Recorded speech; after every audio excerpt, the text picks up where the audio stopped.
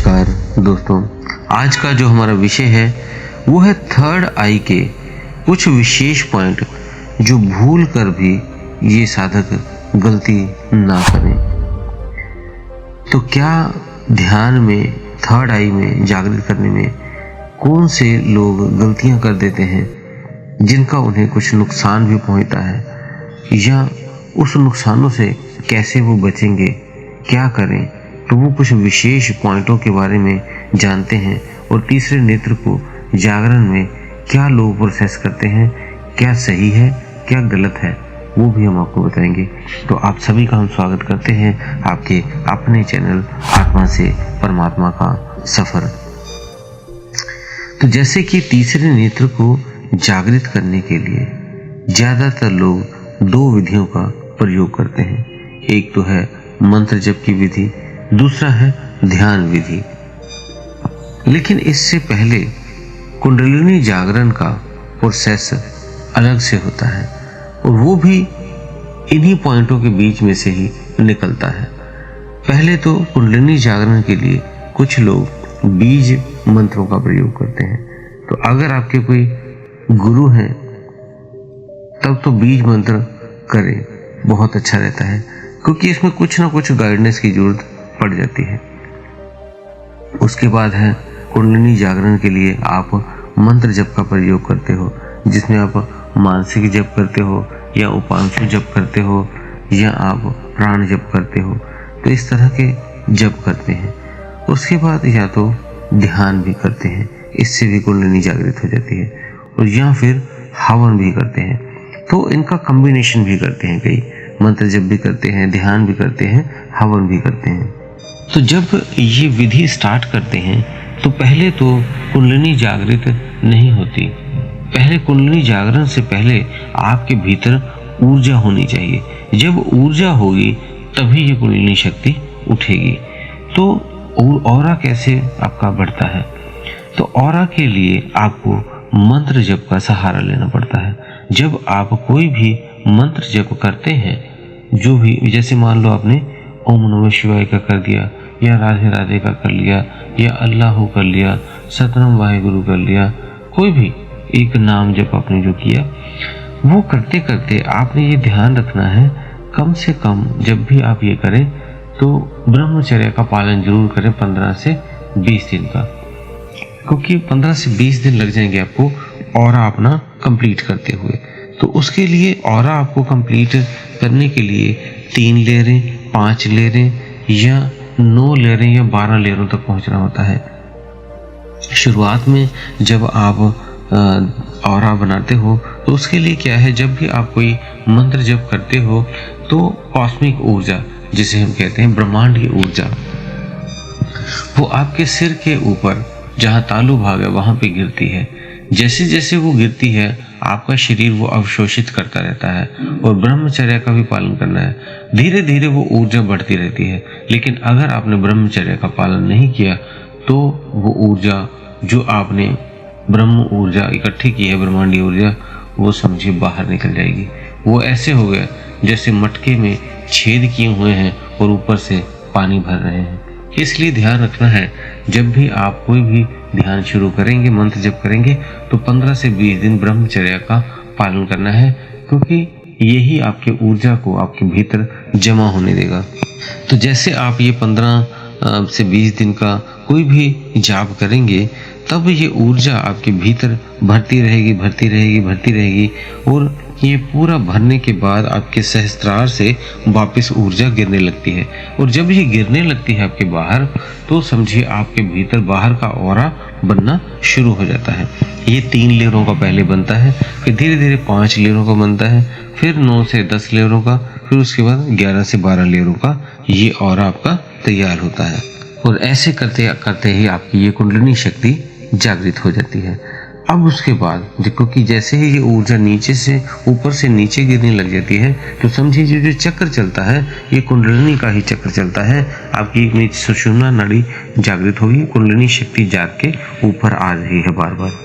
अब चलते हैं एक और विषय पे। जब आप ये चीज करते हैं तब ध्यान में भी जब आप ये मंत्र जप करते हैं, ध्यान करते हैं, तब जब ये ऊर्जा घूमनी शुरू होती है तो नेगेटिव ऊर्जाएं भी आने लगती हैं। अब नेगेटिव ऊर्जाएं कौन सी होती हैं? जैसे कोई व्यक्ति ध्यान करते करते उसने अपना शरीर छोड़ दिया या उससे अचानक मृत्यु हुई, तब उस शरीर का भी जाप पूरा नहीं हुआ होता जहां उसे जाना होता है। जैसे मान लो आप 10वीं में पढ़ रहे हैं, 11वीं में जाना है, तो आपको 10वीं पास करनी होगी, तब आप 11वीं में जा सकते हो। लेकिन अगर आपने बीच में ही छोड़ दी तो 10वीं से तो आप बाहर हो गए, लेकिन अब आप जाना चाहते हैं 11वीं में, कैसे जाओगे? क्योंकि आपका रास्ता खुला नहीं, मतलब आप पास नहीं हुए, पेपर नहीं दिए। ऐसे ही आपको टोटल मार्क्स ध्यान में भी लेने होते हैं। तो उतनी ज़्यादा ऊर्जा चाहिए होती है कि आप उस तक पहुंच सके, उस ईस्ट तक पहुंच सके। तो अगर वो कम है तो वो ऊर्जाएं जब मृत्यु हो जाती है उनकी, तो इधर उधर वो एस्ट्रल बॉडी बन के घूमते हैं।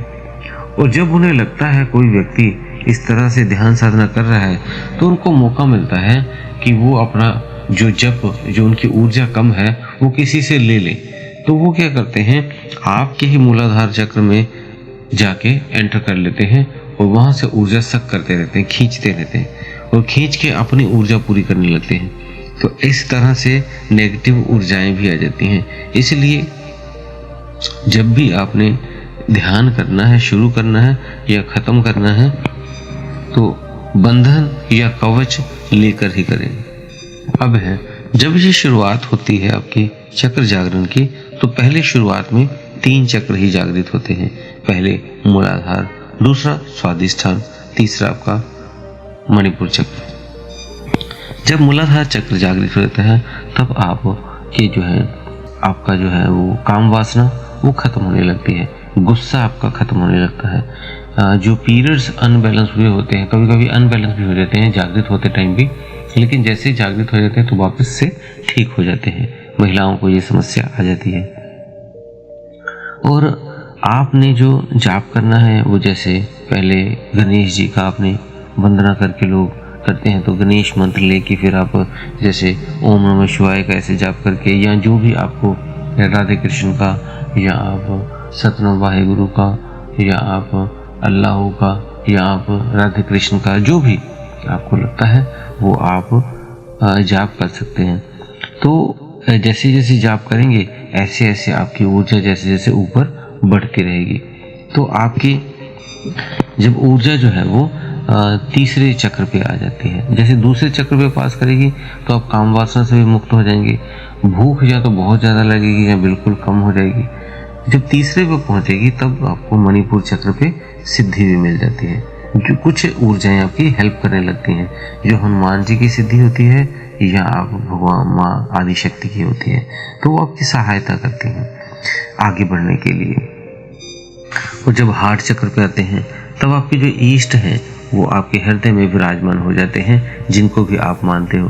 तो उस समय कईयों को रोना भी आता है, आंसू भी आते हैं आंखों में। तो ये चीज़ें कुछ सिम्टम्स आते हैं और भाव उनके काफ़ी और तरह के बन जाते हैं। और फिर जब और ऊपर जाते हैं तो जैसे विशुद्धि चक्र जागृत होता है, तो उनकी वाणी में चेंजेस आ जाती हैं। उनकी वाणी जब बोलते हैं तो लोग मोहित हो जाते हैं। वो जो बोलते हैं सच हो जाता है, या जो भी उनका कुछ भी कहेंगे, डिसीजन लेते हैं वो ठीक लेते हैं। और आगे फिर जैसे ही आगे चक्र पे पहुँचते हैं, थर्ड आई पे पहुँचते हैं, तो ईड़ा पिंगला वहाँ पे ज्वाइंट हो जाती हैं। तो वहाँ प्रकाश महसूस होता है पहले। फिर आगे की जैसे जैसे लेयरें हटती हैं, 5 लेयरें आपकी जो आगे जगत की होती हैं, थर्ड आई की होती हैं, वो हटती हैं, तब आगे के आपको कई बेनिफिट्स मिलते हैं। उसकी हमने वीडियो डाली हुई है, तीसरे नेत्र खुलने पे क्या क्या लक्षण है, वो लास्ट में हम वो वीडियो पिन कर देंगे, वो आप साथ में वो वीडियो देख लें। तो इस तरह से आपका जो प्रोसेस है आपको बता दिया है। और फिर जैसे आपको बताया था, आपके ऑरा के लेवल 3 लेयरें, 5 लेयरें, 9, 10 लेवल और फिर 12 जब लेयरें हो जाती हैं, तब आप में बहुत ज़्यादा सेंसिटिविटी आ जाती है। फिर आप हर चीज़ को महसूस कर पाते हो, सेंस कर पाते हो। और जिस भी ईस्ट को मानते हो उनको आप कोशिश करें रोज़ कम से कम 3 मिनट तक अपने ईस्ट को जरूर देखें। जब आप 3 मिनट रोज़ ऐसा करेंगे, बिना आँख झपके कोशिश करें, लेकिन जब आपको लगे भी आपको झपकनी पड़ेगी तो आप झपक भी लें। 1 मिनट में 3 बार हो सके, झपक लें, या जितना ज़्यादा देर तक आप आंखें खोल सकते हैं। आंखों से पानी भी आएगा तो कोई बात नहीं।